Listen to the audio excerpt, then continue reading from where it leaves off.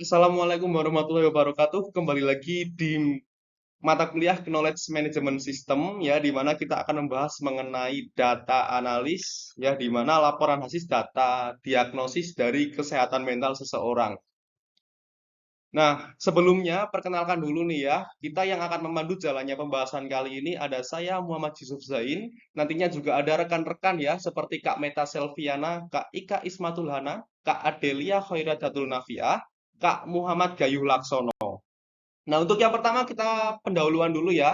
Kita akan menjelaskan mengenai apa sih tujuan dari menganalisis sebuah data. Itu yang pertama kita bisa untuk menemukan pola hubungan antar variabel ya. Nah, di dalam menemukan pola hubungan antar variabel ini nantinya kita bisa menganalisis hubungan antara faktor seperti tingkat stres, kualitas tidur, aktivitas fisik dan kemajuan pengobatan dari kesehatan mental. Ya, apalagi sih selain untuk menganalisis ya, yang pastinya ketika kita menemukan hubungan pola antar variabel, nanti kita lebih mudah untuk mengidentifikasi karakteristik pasien yang cenderung mengalami perbaikan ataupun penurunan kondisi dari kesehatan mental seseorang, kayak gitu ya. Ya, untuk yang kedua nih tujuan dari menganalisis data ya, itu untuk mengembangkan model prediktif untuk memperkirakan outcome pengobatan misalnya improve, no change, dan deteriorate. Ya, berdasarkan variabel lain seperti gejala, jenis terapi, kepatuhan, dan juga tingkat stres. Nah, ini ada deskripsi dataset ya, atau variabel yang nantinya bakal kita gunakan untuk menganalisa data ya tentang kesehatan mental seseorang. Yang pertama ada pasien ID ya, itu menggunakan variabel integer atau ID unik pasien. Ada juga nantinya age atau integer ya, usia pasien. Gender pakainya kategorikal itu jenis kelamin, diagnosis itu nantinya pakai kategorikal juga ya, yang digunakan untuk jenis diagnosis mental. Ada symptom severity itu skornya nanti 1 sampai 10 ya, menggunakan variabel integer keparahan gejala skala 1 sampai 10. Mood score juga nantinya kita bakal menggunakan skor antara 1 sampai 10, variabelnya pakai integer ya, untuk menentukan skor suasana hati.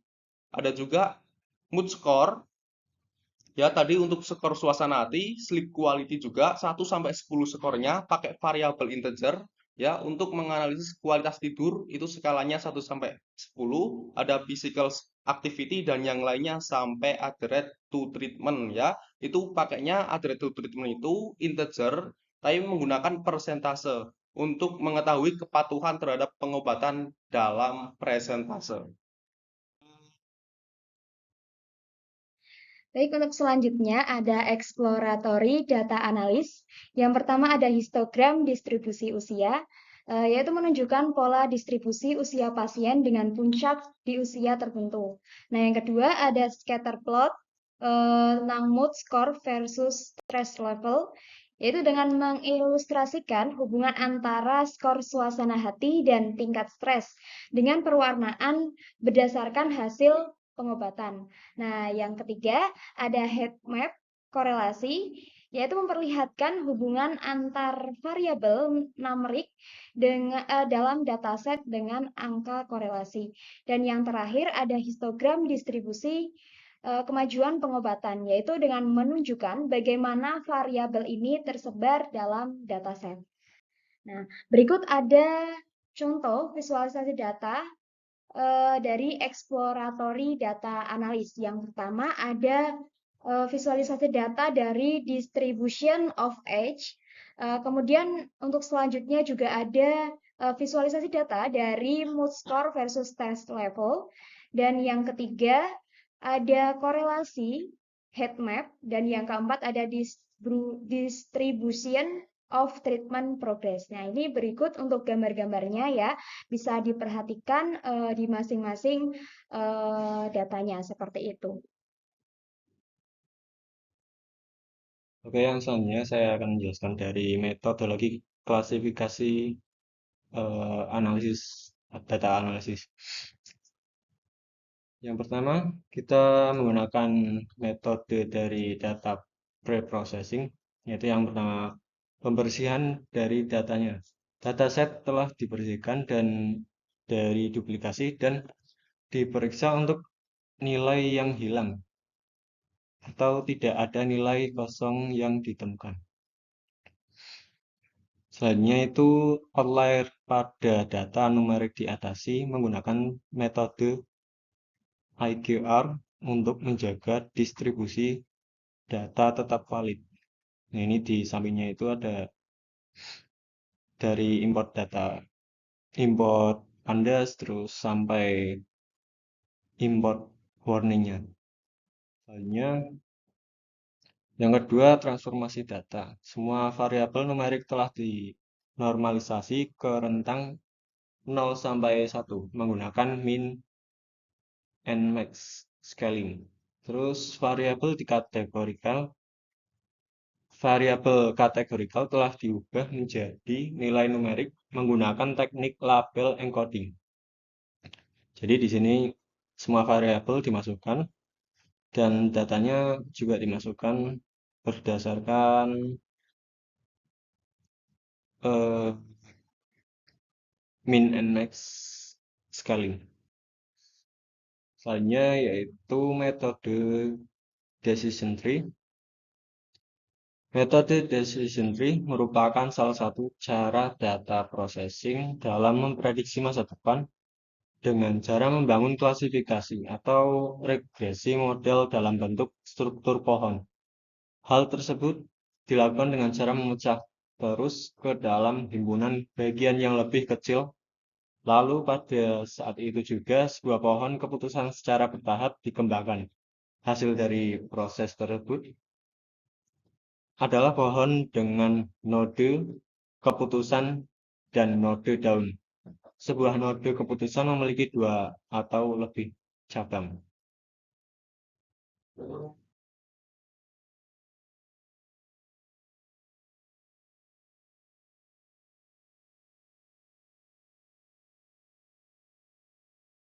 Untuk yang selanjutnya ada hasil dan analisis.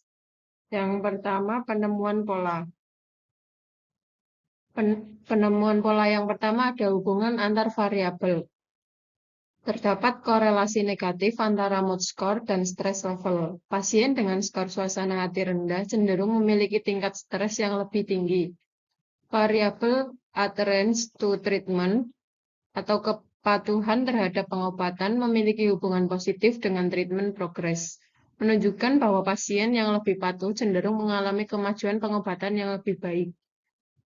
Yang selanjutnya kualitas tidur berkolerasi negatif dengan tingkat stres, menunjukkan bahwa kualitas tidur yang lebih baik dapat mengurangi tingkat stres pasien. Penemuan pola yang kedua ada segmentasi pasien. Pasien usia muda cenderung memiliki aktivitas fisik lebih tinggi dibandingkan dengan pasien yang lebih tua. Pasien dengan diagnosis tertentu seperti major depressive disorder memiliki pola hasil pengobatan yang lebih bervariasi dibandingkan dengan diagnosis lainnya. Yang selanjutnya ada model. Model prediksi bertujuan untuk memperkirakan hasil pengobatan pasien atau outcome. Pendekatan awal yang digunakan ada variabel masukan, yaitu gejala, jenis terapi, jenis obat, tingkat stres, dan kepatuhan pengobatan. Yang selanjutnya ada target, outcome pengobatan, yaitu improved, no change, dan deteriorated. Yang selanjutnya ada algoritma yang diusulkan, seperti klasifikasi, seperti decision tree atau random forest dengan validasi menggunakan cross validation. Baik, selanjutnya ada visualisasi data. Itu yang pertama ada histogram distribusi usia, yaitu menunjukkan bahwa sebagian besar pasien berada dalam rentang usia tertentu dengan distribusi cenderung simetris. Kemudian yang kedua ada scatter plot, mood score versus stress level. Itu mengilustrasikan hubungan negatif antara skor suasana hati dan tingkat stres dengan pewarnaan yang mencerminkan hasil pengobatan atau outcome. Kemudian yang ketiga ada heat map korelasi. dengan memberikan gambaran hubungan antara variabel numerik. Variabel seperti treatment progress memiliki korelasi kuat dengan adherence to treatment. Kemudian yang keempat ada histogram distribusi kemajuan pengobatan, yaitu dengan menunjukkan bahwa sebagian besar pasien berada pada tingkat kemajuan menengah hingga tinggi, dengan sedikit pasien yang mengalami kemajuan rendah. Kemudian terakhir ada kesimpulan. Data kesehatan mental yang dianalisis mencakup 500 pasien dengan variabel baik numerik maupun kategorikal. Melalui proses pembersihan data, duplikasi, dan outliner telah dihilangkan menggunakan metode EQR, serta semua variabel numerik dinormalisasikan ke dalam rentang 0 sampai 1. Variabel kategorikal dikonversi menjadi bentuk numerik menggunakan label encoding untuk mendukung analisis dan mengembangkan model lebih lanjut. Dataset menunjukkan bahwa suasana hati atau mood score berkorelasi negatif dengan tingkat stres, sementara kepatuhan terhadap pengobatan atau adherence to treatment secara positif memengaruhi kemajuan pengobatan atau treatment progress. Sebagian besar pasien berada dalam usia produktif dengan diagnosis umum seperti major depressive disorder yang menunjukkan variasi hasil pengobatan yang lebih signifikan.